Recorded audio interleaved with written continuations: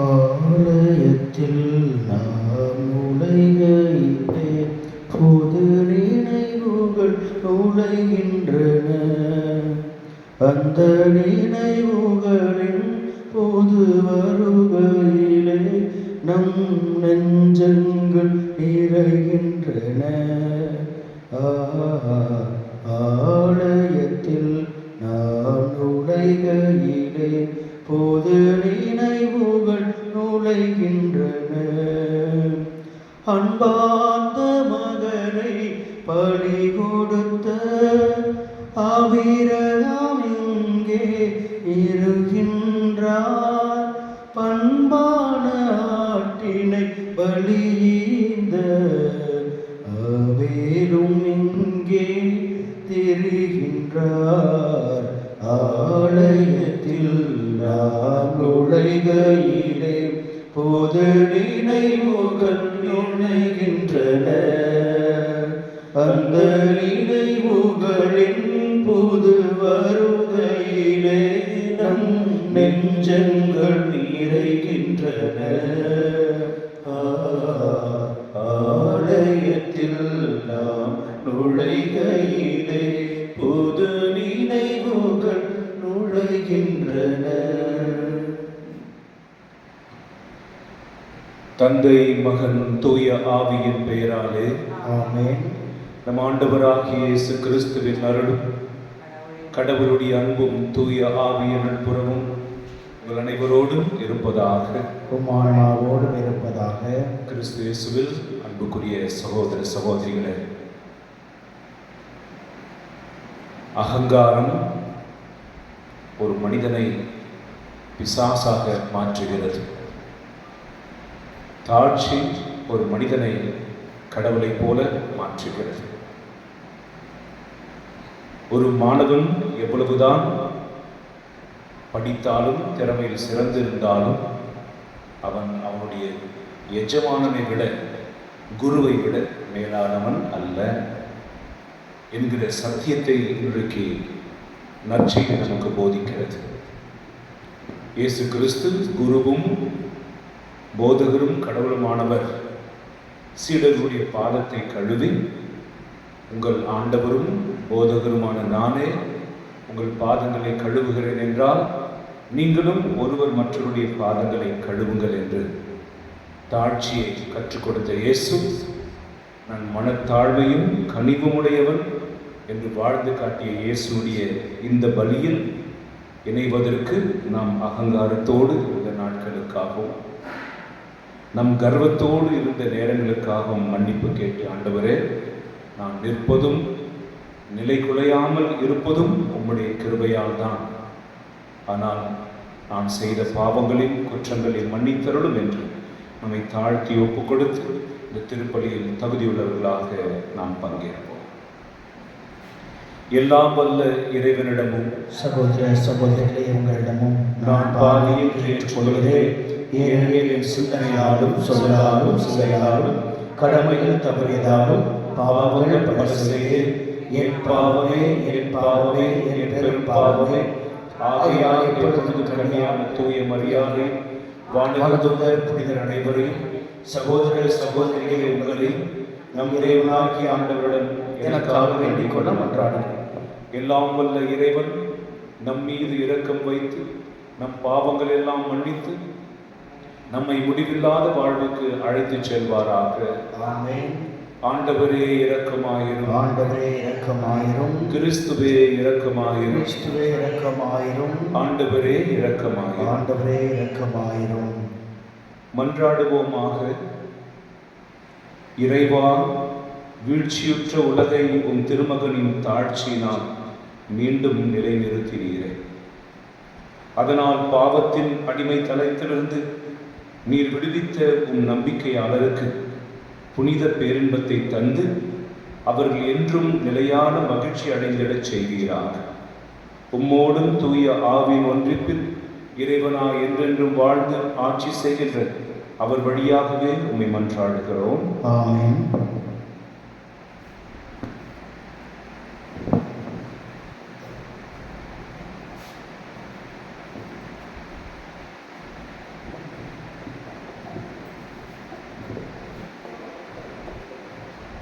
எஸ்ஐயா நூலிலிருந்து வாசகம். அதிகாரம் 1 இறைவசனங்கள். அதிகாரம் 6 இறைவசனங்கள் 1 முதல் 8 முடிய. உசியா அரசர் மறைந்த ஆண்டில் மிகவும் உயரமானதோர் அரியணையில் ஆண்டவர் அமர்ந்திருப்பதை நான் கண்டேன். அவரது தொங்கலாடை கோவிலை நிரப்பி நின்றது. அவருக்கு மேல் சேராபீன்கள் சூழ்ந்து நின்றனர். ஒவ்வொருவருக்கும் 6 இறக்கைகள் இருந்தன. ஒவ்வொருவரும் 2 இறக்கைகளால் தம் முகத்தை மூடிக்கொண்டனர். 2 இறக்கைகளால் தம் கால்களை மூடி மறைத்தனர். மற்ற 2ஆல் பறந்தனர். அவர்களுள் ஒருவர் மற்றவரை பார்த்து, படைகளின் ஆண்டவர், தூயவர், தூயவர், தூயவர், மண்ணுலகம் முழுவதும் அவரது மாட்சியால் நிறைந்துள்ளது என்று உரத்த குரலில் கூறிக்கொண்டிருந்தார். கூறியவரின் குரல் ஒலியால் வாயில் நிலைகளின் அடித்தளங்கள் அசைந்தன. கோவில் முழுவதும் புகையால் நிறைந்தது. அப்பொழுது நான், ஐயோ, நான் அழிந்தேன், ஏனெனில் தூய்மையற்ற உதடுகளை கொண்ட மனிதன் நான். தூய்மையற்ற உதடுகள் கொண்ட மக்கள் நடுவில் வாழ்பவன் நான். படைகளின் ஆண்டவராகிய அரசரை என் கண்கள் கண்டனவே என்றேன். அப்பொழுது சேராபீன்களுள் ஒருவர் பலிபீடத்திலிருந்து நெருப்பு பொறி ஒன்றை புரட்டால் எடுத்து அதை தம் கையில் வைத்துக்கொண்டு என்னை நோக்கி பறந்து வந்தார். அதனால் என் வாயை தொட்டு, இதோ இந்நெருப்பு பொறி உன் உதடுகளை தொட்டது, உன் குற்றப்பழி உன்னை விட்டு அகன்றது, உன் பாவம் மன்னிக்கப்பட்டது என்றார். மேலும், யாரை நான் அனுப்புவேன், நமது பணிக்காக யார் போவார் என வினவும் என் தலைவரின் குரலை நான் கேட்டேன். அதற்கு, இதோ நான் இருக்கிறேன், அடியே என்னை அனுப்பும் என்றேன். இது ஆண்டவரின் அருள்வாக்கு.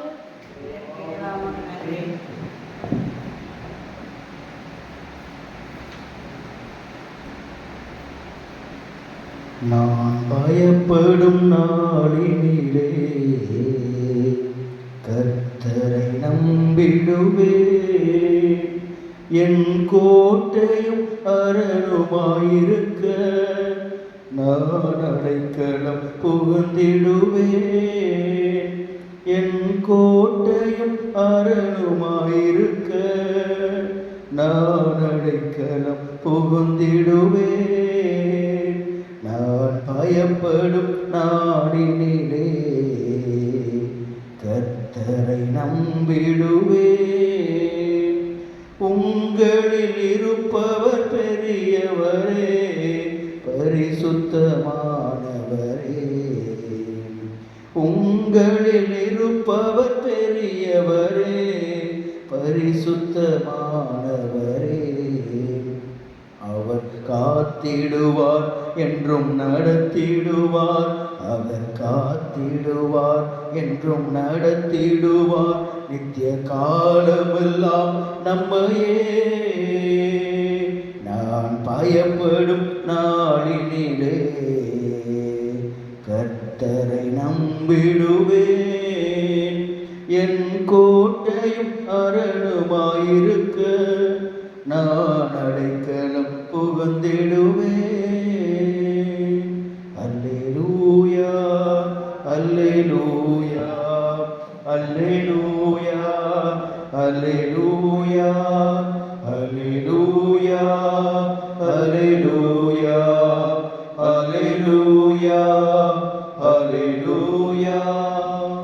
ஆண்டவர் உங்களோடு இருப்பாராக, ஆன்மாவோடும் இருப்பாராக. புனித மத்தேயு எழுதிய பரிசுத்த நற்செய்தியிலிருந்து வாசகம். ஆண்டவரே, உமக்கே மகிமை. புனித மத்தேயு எழுதிய நற்செய்தியிலிருந்து வாசகம். அதிகாரம் 10 இறை வசனங்கள் 24 முதல் 33 முடிய. அதிகாரம் 10 இறை வசனங்கள் 24 முதல் 33 முடிய. அக்காலத்தில் இயேசு தம் சீடர்களை நோக்கி கூறியது. இயேசு சீடர்களை நோக்கி கூறியது. சீடர் குருவை விட பெரியவர் அல்ல, பணியாளரும் தம் தலைவரை விட பெரியவர் அல்ல. சீடர் தம் குருவை போல் ஆகட்டும், பணியாளர் தன் தலைவரை போல் ஆகட்டும், அதுவே போதும். வீட்டு தலைவரையே பெயல்செபுல் என அழைப்பவர்கள் வீட்டாரை பற்றி இன்னும் தரைக்குறைவாய் பேச மாட்டார்களா? எனவே அவர்களுக்கு அஞ்ச வேண்டாம்.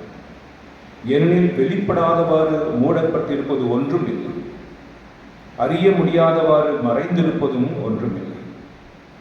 நான் உங்களுக்கு இருளில் சொல்வதை நீங்கள் ஒளியில் கூறுங்கள், காதோடு காதாய் கேட்பதை வீட்டின் மேல் தளத்திலிருந்து அறிவியுங்கள். ஆன்மாவை கொல்ல இயலாமல் உடலை மட்டும் கொள்பவர்களுக்கு அஞ்ச வேண்டாம். ஆன்மாவையும் உடலையும் நரகத்தில் அழிக்க வல்லவருக்கே அஞ்சுங்கள். காசுக்கு 2 சிட்டுக்குருவிகள் விற்பதில்லையா? எனினும் அவற்றில் ஒன்று கூட உங்கள் தந்தையின் விருப்பம் என்று தரையில் விழாது. உங்கள் தலைமுடியெல்லாம் எண்ணப்பட்டிருக்கிறது. சிட்டுக்குருவிகள் பலவற்றை விட நீங்கள் மேலானவர்கள். எனவே அஞ்சாதிருங்கள். மக்கள் முன்னிலையில் என்னை ஏற்றுக்கொள்பவரை விண்ணுலகில் இருக்கும் என் தந்தையின் முன்னிலையில் நானும் ஏற்றுக்கொள்வேன். மக்கள் முன்னிலையில் என்னை மறுதலிப்பவர் எவரையும் விண்ணுலகில் இருக்கிற என் தந்தையின் முன்னிலையிலும் நான் மறுதலிப்பேன். இது வாழ்வு தரும் கிறிஸ்துவின் நற்செய்தி. கிறிஸ்துவே உமக்கு புகழ்.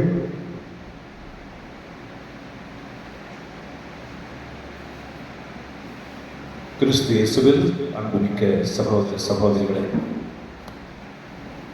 இந்த பரிசுத்தமான நாளில் கடவுள் எல்லோருக்கும் ஒரு மிக அற்புதமான ஆழமான ஒரு செய்தியை கொடுக்கிறார். கணவன் மனைவியாக இருந்தாலும் சரி, பெற்றோர்கள் பிள்ளைகளாக இருந்தாலும் சரி, ஆசிரியர்கள் மாணவர்கள் என்று இருந்தாலும் சரி, அலுவலக மேலாளர் தொழிலாளி என்று இருந்தாலும் சரி, எல்லா இடத்திலும் நம்மிடத்தில் இருக்க வேண்டிய ஒரு முக்கியமான குணம் தாழ்ச்சி. லூக்கா சுவிசேஷம் 14ஆம் அதிகாரம் 11வது வசனம் எப்படி சொல்லுகிறது என்றால், தன்னை தாழ்த்துகிறவன் உயர்த்த பெறுவான், தன்னைத்தானே உயர்த்திக் கொள்கிறவன் தாழ்த்த பெறுவான். ஹல்லேலூயா. ஆக இன்றைக்கு இந்த பிரசங்கத்தை இப்படி தொடங்கி இருக்கிறேன். தன்னைத்தான் தாழ்த்திக் கொள்கிறவனை கடவுள் உயர்த்துவார், உயர்த்தப்படுவான். தன்னைத்தான் உயர்த்திக் கொள்கிறவன் தாழ்த்தப்படுவான். எங்க உயர்த்தப்படுவான், எங்கு தாழ்த்தப்படுவான் என்றால் கடவுளுடைய முன்னிலையில். எல்லா நம்முடைய காரியங்களுக்கும் ஒரு கிளைமேக்ஸ் இருக்கும் பார்த்தீங்களா? அந்த கிளைமேக்ஸ் முடிவு எங்கன்னா பரலோகத்துல தான். நம்ம என்னதான் ஆர்ப்பாட்டம் பண்ணாலும், என்னதான் நம்ம செஞ்சோம் எதை சொல்லிட்டு இருந்தாலும், அது எல்லாமே வெளிப்படையாக வெளிப்படுத்தப்பட போகிறது எங்க? பிதாவினுடைய முன்னிலையில். நான் இப்படி இருந்தேன், நான் இப்படி செஞ்சேன், இப்படி சாதிச்சேன், இத்தனை கட்டடங்களை கட்டினேன், இவ்வளவு சேவிச்சேன், இத்தனை காரியங்களை சாதித்தேன் என்று ஒரு இந்த உலகத்தில் எவ்வளவு சொல்லிக் கொண்டாலும் கடைசியில் அந்த காரியங்கள் எல்லாம் நீ எதற்காக செஞ்ச என்கிற ஒரு கேள்வி பரலோகத்தில் கேட்கப்படும். ஆகவே தாழ்ச்சி என்கிற விஷயத்தை பற்றி நாம் ஆழமாக சிந்திப்போம். மனிதனுடைய வீழ்ச்சிக்கு முதல் காரணமாக அமைந்தது கீழ்ப்படியாமை. சொல்லுங்க, கீழ்ப்படியாமை. இங்கிலீஷ்ல வந்து டிஸ்ஒபீடியன்ஸ் அப்படின்னு சொல்லுவாங்க. கீழ்ப்படியாமை எல்லா பாவங்களுக்கும் ஒரு அம்மா மாதிரி. கீழ்ப்படியாமை எல்லா பாவங்களுக்கும் ஒரு லீடர். அதுதான் யாருக்குள்ள கீழ்ப்படியாமை இல்லையோ அவர்களிடத்தில் அகங்காரம் வெளிப்படும். அகங்காரம்னா என்னன்னு தெரியுதா? நான் என்கிற மமதை. அது கீழ்ப்படியாமை முதல் பாவத்திற்கு காரணமானால் அந்த கீழ்ப்படியாமை எங்கிருந்து புறப்பட்டுச்சு? அகங்காரத்திலிருந்து புறப்பட்டுச்சு. நான் வீட்டுக்குள்ள நுழையிறேன், இரும்பல் வருது. அந்த நெடி எங்கிருந்து வருது? மிளகாவை கடாயில் போட்டு வறுக்கிறாங்க. அந்த மிளகாயிலிருந்து நெடி வந்து எனக்கு இரும்பல் வந்தது போல. ஒருவன் கீழ்ப்படியாமையில் இருப்பதற்கு காரணம் அவனுக்குள் நுழைந்துவிட்ட அகங்காரம். அகங்காரம் எங்கிருந்து புறப்பட்டு வருகிறது? அது பேராசையினுடைய வெளிப்பாடு. பேராசைனா என்ன? இருக்கிறது போதும் அப்படின்னு நினைக்காம பெருசா ஆசைப்படுறது தான் பேராசை. அந்த பேராசை, பேர், புகழ், நான் புகழப்பட வேண்டும், நான் காணப்பட வேண்டும், என் பெயர் அறிவிக்கப்பட வேண்டும், என் போட்டோ இருக்கணும், நான் செய்த செயல்கள் அறிவிக்கப்பட வேண்டும், என்னை சுற்றி 10 பேர் இருக்கணும், இந்த உலகத்தில் நான் பெருசாக இருக்கணும், நான் வாழ்கிற இடத்துல நான் தான் முதல் இடத்துல இருக்கணும். அது தப்பில்லை. ஆனால் பேராசை என்பது கடவுளுக்கு நிகராக தன்னை உயர்த்தி கொள்கிற ஒரு மனநிலை. வீட்டில் பாருங்க, கணவன் நான் வச்சது தான் சட்டம் சொல்லும்போது அந்த வீட்டுக்கு அவன் வந்து தன்னை கடவுளாக காட்டிக்கொள்ள விரும்புகிறான். ஒரு வேலை செய்கிற இடத்துல ஒரு எஜமானர், மேனேஜராக இருக்கட்டும், யாராக இருக்கட்டும், ரொம்பவும் அவங்க பெருசாக காட்டிக்கும் போது அவர்கள் அந்த இடத்துல தங்களை கடவுளாக காட்டிக்கொள்ள நினைக்கிறார்கள். ஆக பேராசை அகங்காரத்தை உண்டாக்குகிறது. இந்த பேராசையினுடைய பிரதிபலன் என்னன்னா இச்சை. கடைசியில் எங்க போய் அதை விடுது? இச்சையில கொண்டு போய் விடுது. இச்சைன்னா தெரியுமா? இச்சிப்பது, ஆசைப்படுவது. இச்சை, சரீரத்தினுடைய இச்சை, கண்ணினுடைய இச்சை, நாவினுடைய இச்சை, செவியினுடைய இச்சை, உடலினுடைய இச்சை, எண்ணங்களுடைய இச்சை என்று இச்சை என்பது இன்னொரு பாஷையில வாஞ்சிப்பது, கோரிக்கை.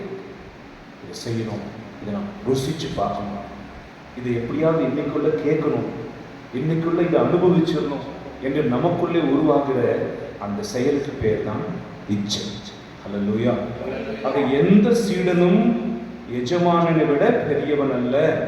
லூக்கா 6ஆம் அதிகாரம் 40ஆம் வசனம். யாரும் அப்படி நினைக்க கூடாது. ஒரு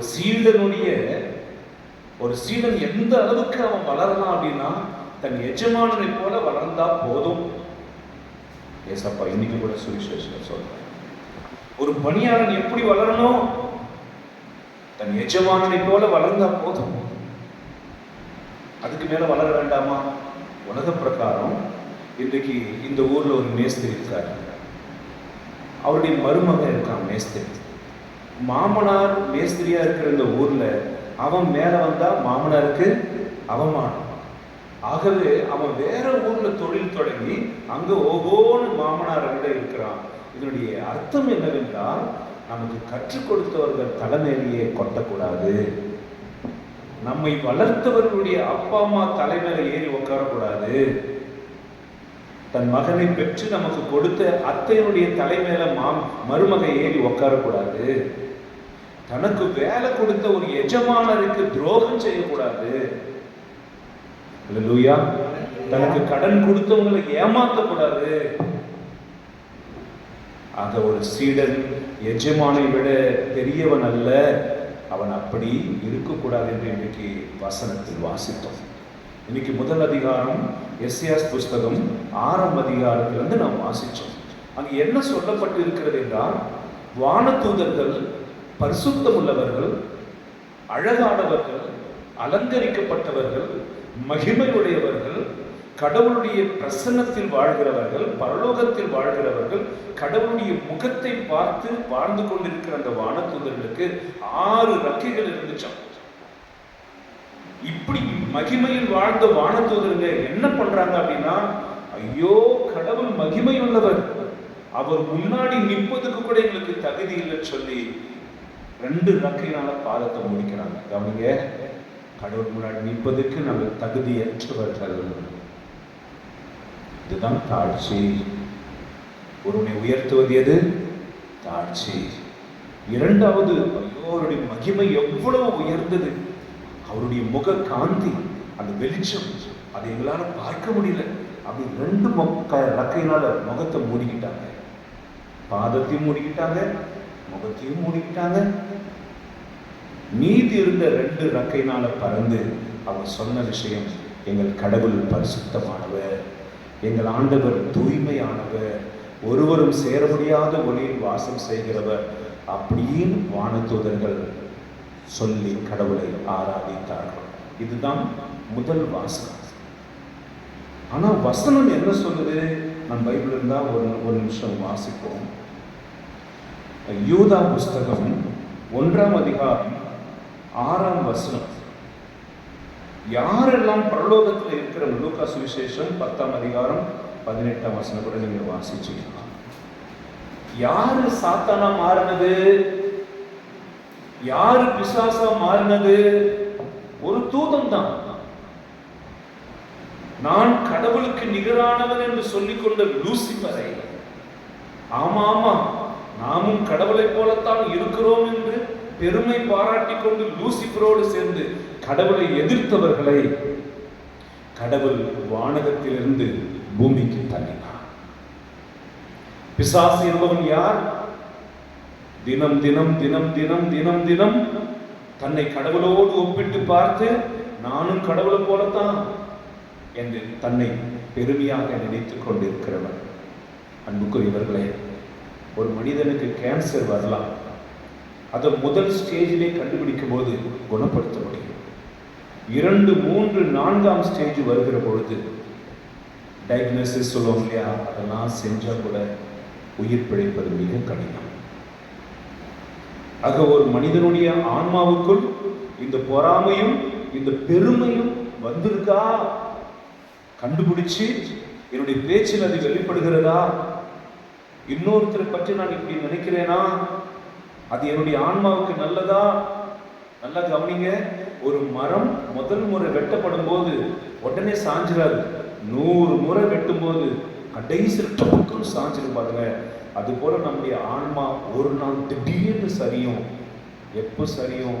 நாம் அகங்காரத்தில் இப்ப நமக்கே தெரியாம அப்படியே நடத்தி கொண்டே இருப்பான். ஹல்லேலூயா, ஹல்லேலூயா. ஆகவே யூதா புஸ்தகம் 1ஆம் அதிகாரம் 6ஆம் வசனம், the angel who did not keep their position of authority. கடவுள் வானதூதர்களை எந்த அதிகாரத்தில் வைத்திருந்தாரோ அவர்கள் அந்த இடத்திற்கு தகுதியுடையவர்களாக வாழாமல், but abandon their proper dwelling. எங்க வாழ்றோம், நம்ம கடவுள் எங்க வச்சிருக்கிறார், நம்முடைய நிலை என்ன, நம்முடைய பணி என்ன, நம்ம கடவுள் எதற்காக படைச்சிருக்கிறார், எதற்கு இந்த அழகு கொடுத்திருக்கிறார், எதற்கு இந்த அதிகாரத்தை கொடுத்திருக்கிறார் அப்படின்னு தெரியாம கர்வத்தோடு அவர்கள் இருந்தார்கள். அல்லேலூயா. வசனம் சொல்லுகிறது, இதனால் தான் அவர்கள் இருளில் தள்ளப்பட்டார்கள். அதனால்தான் அவர்கள் முடிவில்லாத நரகத்திற்கு தள்ளப்படுவதற்காக தண்டனைக்குரிய நாளுக்கென்று அவர்கள் கட்டி வைக்கப்பட்டிருக்கிறார்கள். நாம் நினைக்கலாம், நம்ம எவ்வளோ அகங்காரமா இருக்கோம், எவ்வளோ ஆட்டி படைக்கிறோம், எங்க வீட்டில் என்னுடைய பேச்சு தான் கேட்கப்படுது, என்னுடைய கம்பெனியில நான் சொல்றது தான், அப்படி நம்ம நினைக்கலாம். உலகத்தில் பெருசா இருக்கலாம். வசனம் என்ன சொல்லுது கடைசியில்? they are changed for the judgment day. நியாய தீர்ப்பின் நாளுக்காக கடவுள் பிசாசுகளை அந்த நாள் வரைக்கும் விட்டு வைத்திருக்கிறார், கட்டி வைத்திருக்கிறார். வயல்ல விதைய விதைச்சோம், களை வந்துருச்சு, களையை புடுங்கலாமா? வேண்டாம், களையோட நல்ல விதைகளும் கெட்டு போகும், எனவே விட்டு வைப்போம். அறுவடை நாளில் கோதுமையை பிரித்து இந்த பதரையெல்லாம் நெருப்பில் சுட்டெறிவோம் என்று கடைசி நாளுக்காக கடவுள் சில பேரை விட்டு வைத்திருக்கிறார். அவர்கள் யார் என்றால் அகங்காரிகள். அது நானாக இருந்தாலும் சரி, நீங்களாக இருந்தாலும் சரி, உங்களுக்குள் அகங்காரம் என்று ஒன்று முளைச்சிருச்சு. அது முளைச்சு கிளை விட்டுருக்கு, கிளை விட்டு பூ பூத்திருக்கு, பூ பூத்து காய் காய்ச்சிருக்கு, காய் காய்ச்சி கனி கொடுத்திருக்கு. கனி வந்துட்டு பிற்பாடு என்ன ஆகும்? அந்த கொட்டை கீழே விழுந்துச்சுன்னா இன்னொரு செடி முளைக்க போகுதுன்னு அர்த்தம். யார் ஒரு அகங்காரி தன்னோடு இருப்பவர்களின் அகங்காரியாக மாற்றுவான். ஒரு விபச்சாரி தன்னோடு இருப்பவர்களை விபச்சாரியாக மாற்றுவான். ஒரு புனிதன் தன்னோடு இருப்பவர்களை அத்தனை பேரையும் புனிதனாக மாற்றுவான். ஒரு புளிப்பு மாவு பிசையப்படும் பொழுது அதை மற்ற மாவுகளில் புளிக்க செய்கிறது போல இந்த அகங்காரம் இப்படி இருக்கிறது என்று வசனம் சொல்கிறது. அல்லேலூயா. ஏவாளின் வீழ்ச்சிக்கு காரணம் அவருடைய பேராசை. ஆதியாகமம் 3ஆம் அதிகாரத்தில் கடவுள் ஏற்கனவே ஆதாமும் ஏவாளையும் உயர்ந்த ஒரு ஸ்தானத்தில் வச்சிருந்தார். வேலைக்காரங்களா இல்லை, பிள்ளைகளை போல உயர்ந்த ஒரு ஸ்தானத்தில் வச்சிருந்தார். கடவுள் வருகிற பொழுது சாயந்தரம் ஓடி போய் அப்பா வேலையிலிருந்து வரும்போது எப்படி பிள்ளைகள் கட்டி பிடிச்சுக்காங்களோ அப்படி ஆதாமும் ஏவாளும் யெகோவா இறைவனோடு அவர்கள் உறவு கொண்டிருந்தார். அப்பா பிள்ளைங்க அவங்க உழைக்கவே வேண்டாம், தோட்டம் ஃபுல்லா பழங்க. அவங்களுக்கு தண்ணி கொடுப்பதற்காக யூப்ரட்டிஸ் நதி அந்த தோட்டத்திலிருந்து பாய்ந்து கொண்டிருந்தது. சந்தோஷமான வாழ்க்கை, அவருக்கு கஷ்டம் எதுவுமே இல்லை. ஆனா 3ஆம் அதிகாரத்தில் அப்படியே வாசிச்சு நான் பாம்பு வந்து பிசாசு பாம்பு உருவத்தில் வந்து போய் உங்களுக்கு கடவுள் எல்லா மரத்தின் கனியும் சாப்பிட வேணும்னு சொல்லிட்டாராமே, நடு மரத்தின் கனியை மட்டும்தான் சாப்பிடக்கூடாது, சாப்பிட்டா செத்து போகும் சொன்னார். இப்போ பிசாசு சொல்லிச்சு, இல்லவே இல்லை, கடவுள் உங்ககிட்ட பொய் சொல்லிட்டாரு, நீங்க அந்த பழத்தை சாப்பிட்டீங்கன்னா கடவுளை போல ஆயிடுவீங்க. ஆக நாங்கள் இருக்கிற நிலையே எங்களுக்கு போதும், கடவுள் எங்களுக்கு கொடுத்த இந்த சொத்து போதும், கடவுள் எனக்கு கொடுத்த இந்த மனைவி கணவன் இந்த பிள்ளைகள் போதும் என்று நினைக்காமல் இன்னொரு பெண்ணை தேடுகிறவனோ அல்லது இன்னொரு மிகப்பெரிய காரியத்தில் ஈடுபடுகிறவனோ என்ன ஆகும்? கடவுளை போல நான் ஆகும். அவன் அந்த மரத்தின் கனியை பறித்து தானும் தின்றான், தன் கணவனுக்கு கொடுத்தான். என்ன காரணம்? பேராசை. கடவுளை போல ஆகணும். அதான் பைபிள் சொல்லுது, நீ எஜமானை போல இருந்த போதும், அதுக்கு மேல போகாத. எவ்வளவு வளர்ந்தாலும் உன் நிலையிலே இரு. பைபிள்ல ஏசப்பா சொல்றாரு, ஒரு ஊழியக்காரன் விவசாயம் செஞ்சுட்டு நல்ல வெயில் நின்று வேலை செஞ்சுட்டு வருவானா, வந்த உடனே எஜமானர் சாப்பிட உட்காந்துருப்பார் இல்லையா, அந்த டேபிள்ல போய் நானும் உட்காந்து சாப்பிடுவேன்னு சொல்லக்கூடாது. எஜமானரே நாங்கள் செஞ்சதெல்லாம் செஞ்சிட்டோம், என்ன பண்ணிட்டோம்,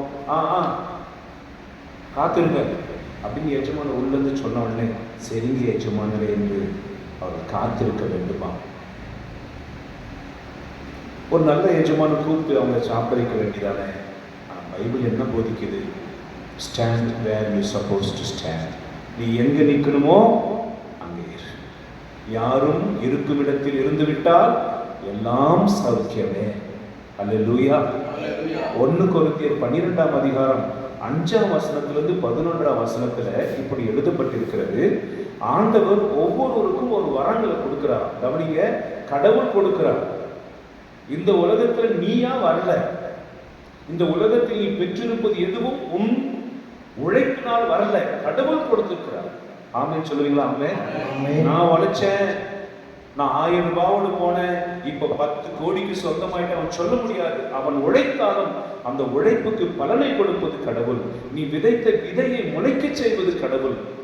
திருமண வாழ்க்கையில் உங்களுடைய அன்புக்கு பிரதிபலனாக குழந்தைகளை உருவாக்கியது கடவுள்.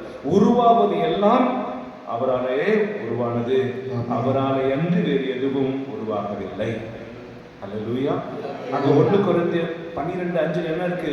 கடவுள் ஆவியானவர் ஒருவரே, அவர் தம் விருப்பப்படி வரங்களை பிரித்து கொடுக்கிறார். யாருக்கு கொடுக்கிறார்? அவர் விருப்பத்தின்படி கொடுக்கிறார். ஒருவருக்கு செல்வத்தை, ஒருவருக்கு அறிவை, ஒருவருக்கு ஞானத்தை, ஒருவருக்கு நம்பிக்கை, ஒருவருக்கு பேய் ஓட்டுகிற வரத்தை, இன்னொருவருக்கு அற்புதம் செய்யும் வரத்தை, இன்னொருவருக்கு பாஷை வரங்கள் பேசுகிற வரத்தை, இன்னொருவருக்கு அதை விளக்கும் வரத்தை, இன்னொருவருக்கு சேவை செய்யும் வரத்தை. இப்படி ஒவ்வொருவருக்கும் பாத்திரம் அறிந்து கடவுள் பிச்சை எடுக்கிறார். வரம் என்பது என்ன? கடவுள் கொடுக்கிற பிச்சைக்கு பெயர், இன்னொரு பெயர் தான் வரம். நான் பெற்றது எல்லாம் அவர் கொடுத்தது, தானமாய் கொடுத்தார். ஆகவே நான் பெற்றது எல்லாமே அவர் கொடுத்தது. என்னில் பெருமை பாராட்ட எதுவுமே இல்லை. நான் நல்லா பாடுறேன்னா என் குரலை கொடுத்தது அவர். நான் நல்லா பிரசங்கம் பண்றேன்னா அந்த அபிஷேகத்தை கொடுத்தது அவர். எனக்கு நல்லா உழைக்க முடியுதா, அந்த சக்தியை கொடுத்தது அவர். அல்லேலூயா. அல்லேலூயா. நல்ல வேலை செய்ய முடியும், சேவை செய்ய முடியுது. அது கடவுள் கொடுக்கவா? சில பேர்லாம் பாருங்க, ஒரு பண்டிகை நடக்கும்போது சாப்பாட்டு இலை யாரும் சொல்லாமே அவங்க எடுப்பாங்க.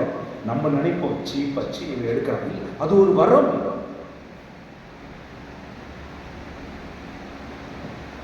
மனைவியுடைய துணியை, பிள்ளைகளுடைய துணியை கணவன் துவைக்கிறான்னு வச்சுங்களேன், சீச்சி நம்ம சொல்லுவோம். இல்லை, அது ஒரு வரம், தாட்சியினுடைய வரம். ஏன் பொண்டாட்டி, ஏன் பிள்ளைகளுடைய ட்ரெஸ், ஏசப்பா பாதத்தை கழுவினாரு, நான் ஏன் இறங்கி போகக்கூடாது? அந்த வரம் என்பது கடவுளால் கொடுக்கப்படுகிறது. எதற்காக கொடுக்கப்படுகிறது? அந்த வசனத்தில் சொல்லப்படுகிறது, அது பொது நன்மைக்காக. It's for common good. உங்கள் வீட்டில் உங்கள் கணவர் திறமையாக இருக்கிறாரா, பொண்டாட்டி குறைவாக இருக்கிறாரா, உடனே பொண்டாட்டி கூட திட்டக்கூடாது. இந்த வரத்தை எனக்கு கடவுள் கொடுத்திருக்கிறார், அவளுக்கு வேறு வரத்தை கொடுத்திருக்கிறார், அவளுடைய நிலையில் அவள் பணி செய்வார், எனக்கு கொடுத்த வரத்துக்கு ஏற்றபடி நான் பணி செய்வேன் என்று எப்பொழுது ஒருவர் வரங்கள் பிரித்து கொடுக்கப்பட்டிருக்கின்றன, கடவுளால் கொடுக்கப்பட்டிருக்கிறது, தனிப்பட்ட வளர்ச்சிக்காக அல்ல, அது பொது நன்மைக்காக என்று எப்பொழுது நினைக்கிறோமோ அப்போதான் குடும்பத்திலே ஆசீர்வாதம், அப்பொழுதுதான் கம்யூனிட்டியிலே ஆசீர்வாதம். கம்யூனிட்டி என்பது நான் சொல்றது, இந்த ஆஃபீஸில், ஒரு குழுமத்தில், எங்கே இருந்தாலும் அங்கே வளர்ச்சி இருக்கும். அல்லேலூயா. அல்லேலூயா. தான் கடவுள் போல் மாற வேண்டும் என்பது தவறில்லை, ஆனால் கடவுளையே டாமினேட் பண்ண வேண்டும் என்று நினைப்பதுதான் பேராசை. நான் வரும்போதெல்லாம் ரோட்ல பார்ப்பேன், வளைவில் முந்தாத, வளைவில் என்ன உள்ளதான் கேட்க, வளைவில் முந்தாத, வளைவில் முந்தும்போது கவனித்து செல். நம்ம எப்போல்லாம் when you are overtaking careful அப்படின்னு போட்டிருக்கோம். நீ ஒன்றை ஓவர்டேக் பண்ணலான்னு நினைக்கும் போது கேர்ஃபுல்லாக இல்லைன்னா எதிரில் வர வண்டி அடித்து தூக்கி போட்டுருக்கும். அது எப்போல்லாம் நீ ஒருத்தரை தாண்டி போகணும்னு நினைக்கிறியோ, ஆண்டவர்கிட்ட கேள், நான் தாண்டணுமா? ஆண்டவர்கிட்ட கேள், நீ எப்பொழுது உயர்த்துவீரோ அப்பொழுது வரைக்கும் நான் காத்திருக்கேன். அல்லேலூயா. ஆனால் மேலே வந்துடணும், அது நமக்கு அழிவை கொண்டு போகும். தன்னை கடவுள் வைத்திருக்கும் நிலையில் திருப்தி அடையாமல் தனக்கு வழங்கப்பட்டுள்ள ஒரு ஸ்தானத்திற்கு மேலே தன்னையே உயர்த்தி கொள்ள நினைக்கும் ஒரு மனிதனுடைய வீழ்ச்சியின் ஆரம்பமாகும். கடவுள் என்னை எந்த நிலையில வச்சிருக்கிறார்? 10 பேர்ல நான் கடைசியா இருக்கிறேன்னா கடவுள் என்னை அந்த இடத்துல தான் வச்சிருக்கிறாரா? சரி, எப்போ உயர்த்துவார்? ஓகே, அது வரைக்கும் நான் காத்திருப்பேன். 1 பேதுரு 5ஆம் அதிகாரம் 6ஆம் வசனம் சொல்லுகிறது, அவருடைய கரத்தின் கீழ் அமைந்து இருக்கிறது, ஏற்ற காலத்தில் அவர்களை உயர்த்துவார். உயர்த்துவது என்பது என்ன அப்படின்றத பற்றி தியானிச்சோம்னா, இந்த உலகத்தில் பெருசாக மாறுறது உயர்வா இல்லை. உங்களை நீங்களே உள்ள பார்க்கும்போது உங்களுக்கே உங்களை பற்றி பெருமையாக இருக்கும். அது சொல்ல புரியுதா? உங்களை பற்றி நீங்கள் நினைச்சாலே உங்களுக்கு சந்தோஷமா இருக்கும். நான் நல்லவனாக இருக்கிறேன் என்று நீங்களே உங்களை பார்க்க முடியும். இனி வாழ்வது நான் அல்ல, என்னில் இயேசுவே வாழ்கிறான். பவுல் தன்னை குறித்து, தன்னில் இயேசு இருப்பதை பார்த்து, நான் ஓட்டப்பந்தயத்தை முடிச்சுட்டேன், வெற்றி வாகை பெறுவதற்காக ஓடிக்கொண்டிருக்கிறேன் அப்படின்னு அவரால் சொல்ல முடியுது. எவன் ஒருவன் தன்னில் கடவுளை காண்கிறானோ அந்த நிலைக்கு பெயர் தான் முக்தி. எப்போ ஒருவன் தண்ணீர் வேறு ஒன்றை காண்கிறானோ, அவங்கள விட நான் உயர்ந்துட்டேன், அவங்களோடய நான் பெட்டர், அவளை விட நான் வசந்துட்டேன் அப்படின்னு சாதாரண மனிதர்களோடு தன்னை நினைத்து கொண்டிருக்கிறானோ அது அவனுக்கு வளர்ச்சியை தருவதில்லை. அல்லேலூயா. அன்புக்குரியவர்களே, ஒரு சிறிய காரியத்தை சொல்லி நான் முடிப்போம். ஏவாள் இருந்தான் இல்லையா, அவள் வீழ்ச்சி அடைந்தாள். ஏவாள் வீழ்ச்சி அடைந்தாள். ஏவாள் ஒரு மரம் வச்சிருந்தாள். அவளே ஒரு மரம்னு வச்சுக்கீங்க. சிகரெட் பிடிக்கிறான், அவனை அழிக்குது இல்லையா, குடிக்கிறான், அவன் தானே அழிஞ்சு போறான். கோபப்படுறான், திட்டுறான், மற்றவங்க பாதிக்கப்படுறது முன்னாடி கோபப்படுற உனக்கு தானே பிபி வருது. எந்த ஒரு பாவம் முதலில் அவனை தாக்குகிறது, அதன் பிற்பாடுதான் அடுத்தவர்களை தாக்குகிறது. ஆக ஏவாள் தண்ணிலே 4 கிளைகளை கொண்டிருந்தாள். 4 கிளைகள். 4 branches of the tree of evil. அது 4 என்னன்னா, முதல் கீழ்ப்படியாமை, இரண்டாவது அகங்காரம், மூணாவது பேராசை, நான்காவது இச்சை. இந்த 4 கிளைகள் தான் ஏவாள் தன்னிலை வளர்த்தார். கீழ்ப்படியாமை ஏற்கனவே சொல்லியிருக்கேன், அகங்காரம் அதையும் விவரித்து விட்டேன், பேராசை கடவுளை போல ஆகும் அதையும், கடைசி இச்சை, அந்த பழத்தை தானும் உண்டால் தன் கணவனுக்கு கொடுத்தார், இருவரும் தவறு செய்தார்கள். ஆக இந்த 4 கிளைகள் உங்ககிட்ட இருக்கா இல்லையா? இந்த 4 கிளைகள் நம்ம கிட்ட இருக்கா இல்லையா? அம்மா புரியுதா? புரிஞ்சிச்சுன்னா நீங்க தான் எப்பயும் மோட்சம் போயிருப்பீங்க. நம்ம கிட்ட 4 கிளைகள் இருக்கு, விஷ கிளைகள், பிசாசுடைய கிளைகள். கீழ்ப்படியாமை, அகங்காரம், பேராசை, இச்சை. இந்த 4ல ஏதோ ஒரு கிளை இருந்தா கூட பிசாசுடைய இன்க்ளினேஷன், அதாவது தொடர்பு, பாதிப்பு நம்மிலே காணப்படும். கீழ்ப்படியாமை, அகங்காரம், பேராசை, இச்சை நம்ம கிட்ட இருக்கா? நீங்க அப்படியே கண்ண மூடி பார்த்து ஆமா ஃபாதர் இருக்கு அப்படி நீங்க ஒத்துக்கிட்டீங்கன்னா இன்னிலிருந்து வேலை செய்யலாம். உங்களுக்கு அந்த 4 கிளையே இருக்கிறதே தெரியலன்னு வச்சுங்களேன், வேலையே செய்ய முடியாது. அப்ப இந்த 4 கிளைகள் ஏவாளை வீழ்த்தியது. நம்மகிட்ட இந்த 4 கிளை இருக்கு. இப்ப இந்த கிளையெல்லாம் வெட்டிட்டு நம்ம மரத்துல வேறு 4 கிளைகள் முளைப்பிக்கணும். அது என்னென்ன? கீழ்ப்படியாமைக்கு எதிரான புண்ணியம் எது? கீழ்ப்படிதல். சொல்லுங்க, கீழ்ப்படிதல். கீழ்ப்படி, அதுதான் முதல் கிளை. கீழ்ப்படியாமையை வெட்டி கீழ்ப்படிதல் என்கிற புண்ணியத்தால நம்ம நினைச்சுக்கணும். என்ன ஆனாலும் சரி நான் கீழ்ப்படிய போறேன். பிலிப்பியர் 2ஆம் அதிகாரம் 5ஆம் வசனத்துல அவர் சாவை ஏற்கும் அளவுக்கு, அதுவும் சிலுவை சாவை ஏற்கும் அளவுக்கு கீழ்ப்படிபவரான். ஓபே. அந்த கீழ்ப்படிதலுக்கு எப்ப சாத்தியம்? உங்க பாத்திரத்தை எம்டி ஆக்கணும். என்னுடைய விருப்பம், என்னுடைய ஆசை, என்னுடைய கோரிக்கைகள், என்னுடைய வாஞ்சை எதுவும் என்று எனக்கு இல்லை. என் பாத்திரம் காலியா இருக்கு. கடவுளுடைய விருப்பம், கடவுளுடைய ஆசை, கடவுளுடைய வாஞ்சை என்னை என்னவாக ஆக்க வேண்டும், எதனால் நிரப்ப வேண்டும் என்று நினைக்கிறாரோ, எங்கே பயன்படுத்த வேண்டும் என்று நினைக்கிறாரோ, என்னை ஒரு தொடப்பமா பயன்படுத்த நினைக்கிறாரோ, என்னை ஒரு செருப்பா பயன்படுத்த நினைக்கிறாரோ, அல்லது கோபுர கலசமாக வைக்க ஆசைப்படுகிறாரோ, அல்லது ஒரு ஏணியாக வைக்க ஆசைப்படுகிறாரோ, அல்லது எப்படி என்னை பயன்படுத்த விரும்புகிறாரோ, அவர் கையில் நான் களிமண். அவர் விருப்பம் என்னை நிறைவேறட்டும் என்று ஒரு மனிதன் தன்னை வெறுமையாக்கும் பொழுதுதான் கடவுள் அவர் விருப்பத்தை நிரப்புவார். அவர் விருப்பத்தினால் தன்னை நிரப்பிக் கொள்கிறவர்கள் தான் அந்த கீழ்ப்படிதலால் தங்களை நிறைத்துக் கொள்ள முடியும்.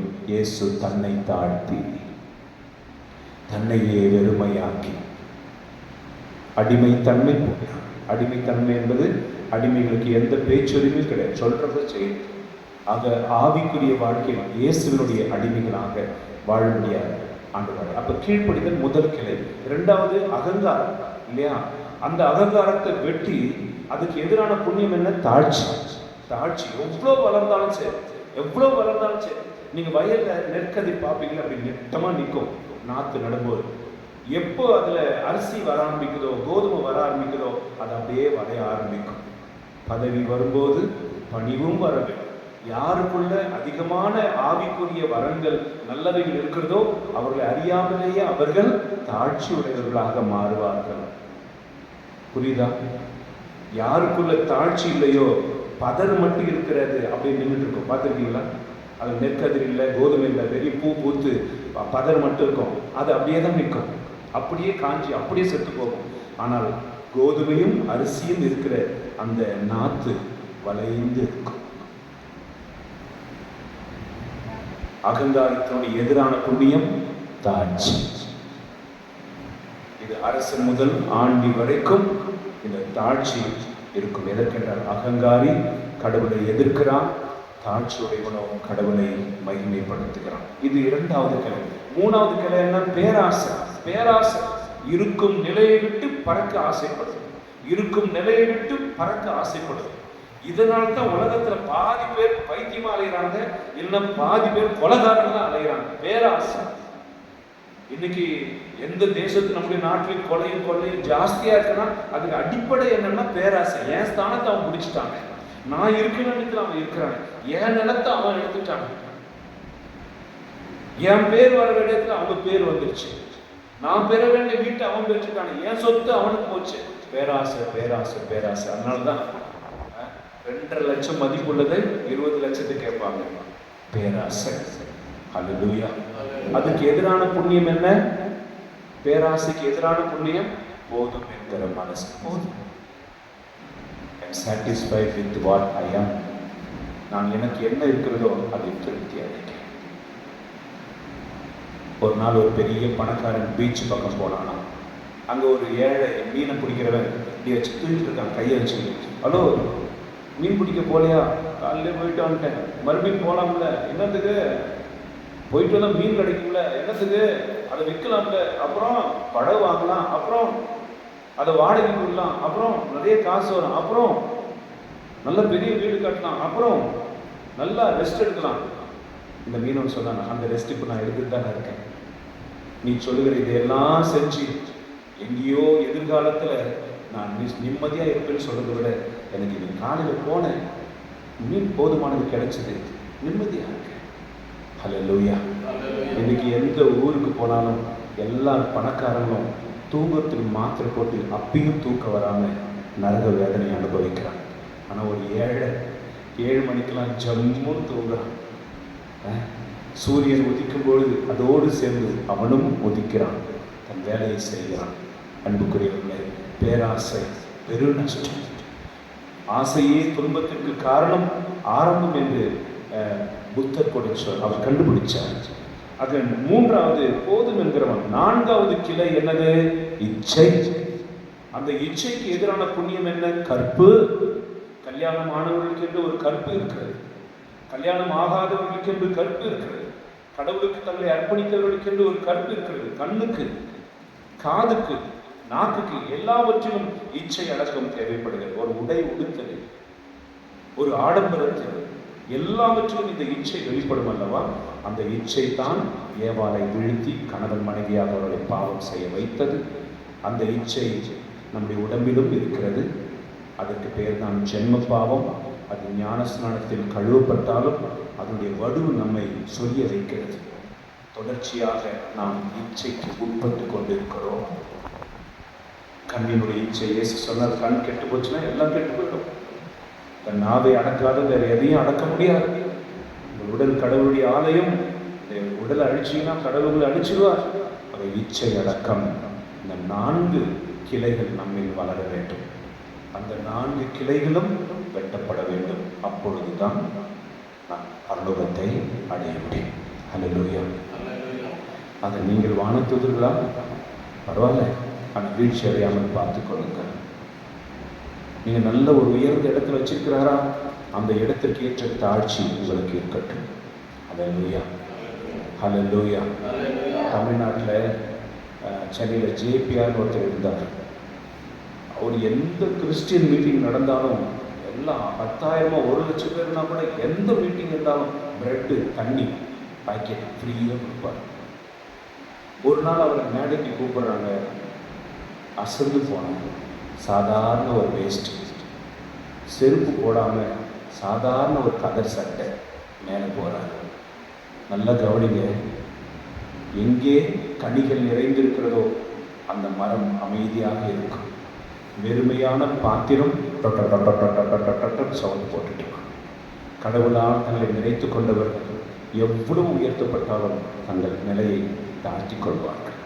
அந்த ஒரு வரத்தை ஆண்டவர் கொடுக்க வேண்டும் என்று இந்த திருப்பலில் நாம் கேட்போம். இயேசு சொன்னார், குருவை விட மாணவன் உயர்ந்தவன் அல்ல. ஆகவே நாம் தாழ்ச்சி இந்த வரத்தை கேட்டு இந்த திருப்பலியை தொடர்ந்து காணிக்கை வழியாக நம்மை அர்ப்பணிப்போம்.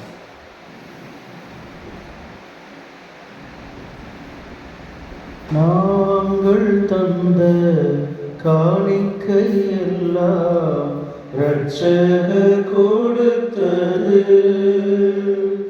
மேகம் சிந்தும் நீர்த்துளி எல்லாம் பூமி கொடுத்தது. நாங்கள் தந்த காணிக்கை எல்லாம் இரட்சகர் கொடுத்தது. சிந்தும் நீர்த்துளி எல்லாம் பூமி கொடுத்தது. காலங்கள் மாறும், கோலங்கள் மாறும், காலங்கள் மாறும், கோலங்கள் மாறும், ஆகாயம் மாறும் கடவுளின் மகளே, ஆனாலும் உன் அன்பு மாறாது. அன்புமிக்க சகோதர சகோதரிகளே, நானும் நீங்களும் சேர்ந்து ஒப்புக் கொடுக்கும் இந்த பலி எல்லாம் வல்ல இறைவனுக்கு ஏற்றதாகும்படி செவியுங்கள். ஆண்டவர் தமது திருப்பெரும் மகிழ்ச்சிக்காகவும் ஆட்சிமைக்காக மகிமைக்காகவும் மத்துவேரமைக்காகவும் அது மேன்மை பலி ஏற்றுக்கொள்வாராக. ஆண்டவரே, உமது பெயரின் மாட்சிக்காக நாங்கள் நேர்ந்தளிக்கும் இக்காணிக்கை எங்களை தூய்மைப்படுத்துவதாக விண்ணக வாழ்வுக்குரிய நற்செயல் புரிவதில் நாளுக்கு நாள் நாங்கள் முன்னேறி செல்வோமாக. எங்கள் ஆண்டவராகிய இயேசு கிறிஸ்து வழியாக உம்மை மன்றாடுகிறோம். ஆண்டவர் உங்களோடு இருப்பாராக. இதயங்களை மேலே எழுப்புங்கள். நம் இறைவனாகி ஆண்டவருக்கு நன்றி கூறுவோம். ஆண்டவரே, தூயவரான தந்தை, உன் பார்ந்த மகன் இயேசு கிறிஸ்து வழியாக என்னாலும் இவ்விடத்திலும் நாங்கள் உமக்கு நன்றி செலுத்துவது மெய்யாகவே தகுதியும் நீதியுமாகும். எங்கள் கடமையும் மீட்புக்குரிய செயலுமாகும். உன் வார்த்தையான அவர் வழியாக அனைத்தையும் படைத்தார். அவரையே மீட்பராகவும் ஈடேற்றுபவராகவும் எங்களுக்கு அனுப்பினார். தன்னையே தாழ்த்தி அடிமை தன்மை பூண்டு கீழ்ப்படிபவராக சிலுவையை தன்னையே கையளித்து கைகளில் இருந்து பாடுபட்டார். இவ்வாறு அவர் அகங்காரத்தின் பிசாசை வென்று உயிர்ப்பை வெளிப்படுத்தினார். ஆகவே வானதூதரோடும் புனிதர் அனைவரோடும் சேர்ந்து நாங்கள் உமது மாட்சி புகழ்ந்துரைத்து ஒரே குரலாய் சொல்வதாவது: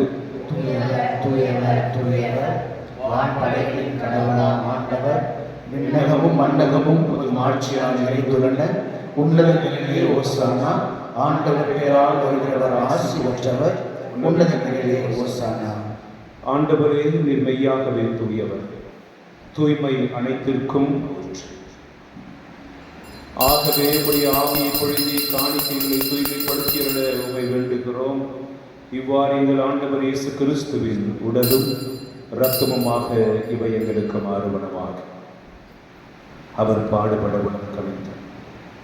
தம்மையை கையளித்த பொழுது அப்பத்தை எடுத்து உமக்கு நன்றி செலுத்தி வாழ்த்துரைத்து அதை பிட்டு தம் சீடர்களுக்கு அளித்து அவர் கூறியதாவது: அனைவரும் இதிலிருந்து பெற்று உண்ணுங்கள், ஏனெனில் இது உங்களுக்காக கையளிக்கப்படும் என் உடல்.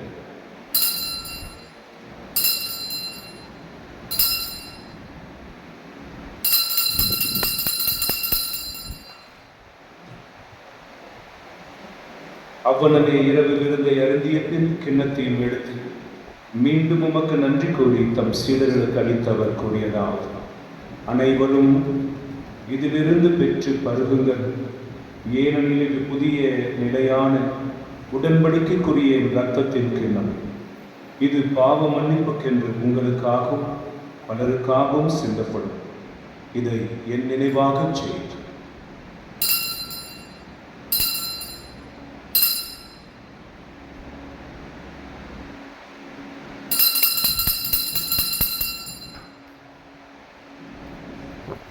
நம்பிக்கையின் மறைபொருள்.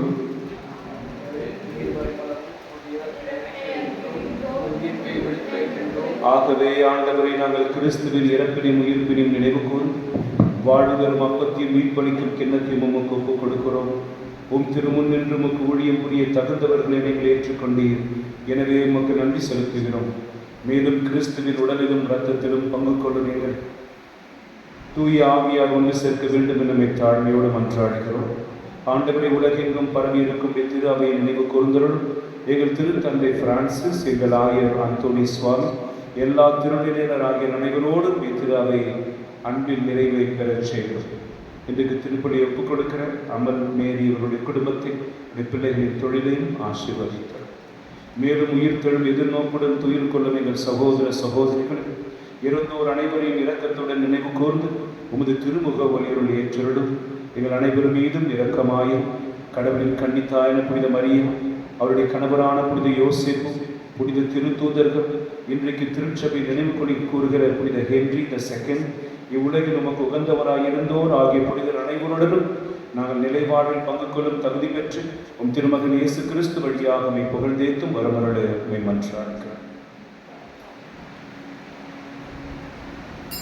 இவர் வழியாக இவரோடு இவர் எல்லாம் வல்ல இறைவனாகிய தந்தையை தூயாவே ஒன்றிப்பில் எல்லா புகழும் மாட்சியும் என்றென்றும் உமக்கு உரியது. ஆமென்.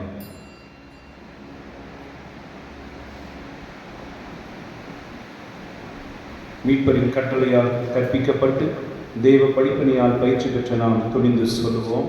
விண்ணுலகில் இருக்கிற தந்தையே, உமது பெயர் தூயது என போற்றப் பெறுக. உமது ஆட்சி வருக. உமது திருவுளம் விண்ணுலகில் நிறைவேறுவது போல மண்ணுலகிலும் நிறைவேறுக. எங்கள் அன்றாட உணவை இன்று எங்களுக்கு தாரும். எங்களுக்கு எதிராக குற்றம் செய்தோரை நாங்கள் மன்னிப்பது போல எங்கள் குற்றங்களை மன்னியும்.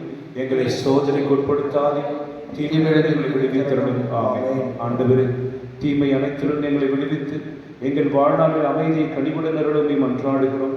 உமது இரக்கத்தின் உதவியால் நாங்கள் பாவத்திலிருந்து எப்பொழுதும் விடுதலை பெற்று யாதொரு கலக்கமும் இன்றி நலமாய் இருப்போமா.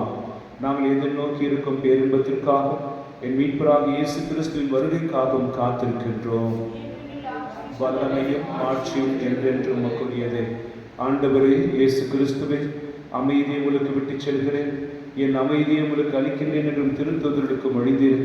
எங்கள் பாவங்களை பாராமல் உமது திரு அவையின் நம்பிக்கை கண்ணோக்கி உமது திருவுளத்திற்கு ஏற்பதற்கு அமைதியும் ஒற்றுமையும் அளித்திருந்தீராக. என்றென்றும் வாழ்ந்து ஆட்சி செய்கின்றவர் நீரே. ஆமென். ஆண்டவருடைய அமைதி உங்கள் அனைவரோடும் இருப்பதாக. ஆன்மாவோடும் இருப்பதாக. ஒருவருக்கொருவர் ஆண்டவருடைய அமைதியை பகிர்ந்து கொள்வோம். சமாதானம், சமாதானம். உலகின் பாவங்களை இவனின் சம்மதியே எங்கள் மேல் இரக்கமாயிரும். உலகின் பாவங்களை போக்கும் இறைவனின் செம்மறியே எங்கள் மேல் இரக்கமாயிரும். உலகின் பாவங்களை போக்கும் இறைவனின் செம்மறியே எங்களுக்கு சமாதானத்தை தந்திருடும்.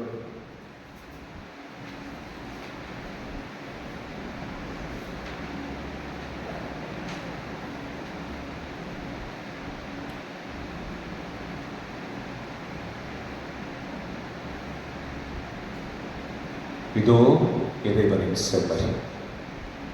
அகங்காரத்தினால் வீழ்ந்த மனுக்குலத்தை தன் தாழ்ச்சியினால் நிலைநிறுத்தின தேவன். என்னை கடவுள் என்று சொல்லாதீர்கள், என்னை போதகர் என்று சொல்லாதீர்கள், என்னை பரிசுத்தர் என்று சொல்லாதீர்கள், எல்லாம் அவரே. தந்தையை மகிமைப்படுத்தினார், தந்தையும் மகனை மகிமைப்படுத்தினார். இந்த செம்மறின் திரு விருந்துக்கு அழைக்க பெற்றுள்ள நாம் அனைவரும் பேறு பெற்றோர். ஆண்டவரே, தகுதியற்றவன், ஆனால் வார்த்தை மட்டும் சொல்லலும் எனது ஆன்மா நலமடையும்.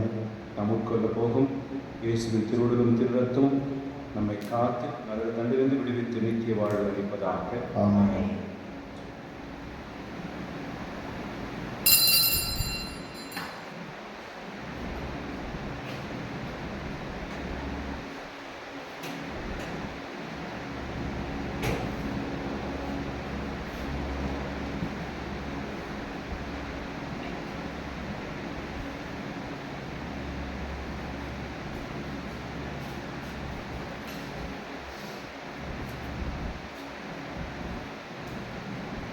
கிறிஸ்துவின் திருவுடலும் திருரத்தமும்,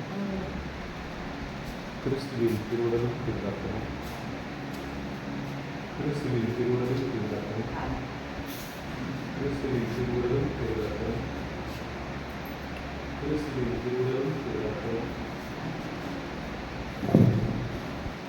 கிறிஸ்துவின் திருவுடலும் திருரத்தமும். இருந்தது தடைய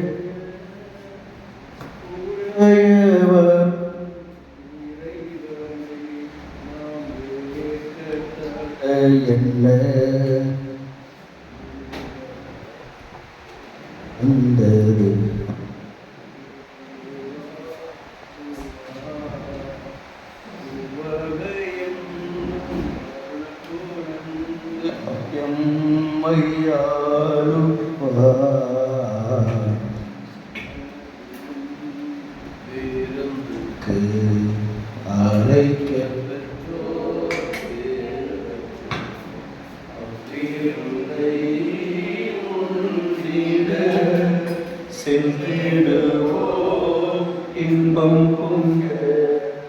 இறைவன் தரும் தீருந்தீது அதை உண்ண தடை என்ன? உரைய வரும் இறைவனை நாம் ஏற்க தடை என்ன? உள்ள கதவு திறந்தது அதனுள்ளே வாழுவாய். உவகை என்னும் அருள் கொணர்ந்து எம்மை ஆளுவாய். செம்மறியின் பேருந்துக்கு அழைக்க பெற்றோர் பேரு பெற்றோர் அவ்விருந்தை உண்டிட சென்றிடுவோ இன்பம் பொங்க.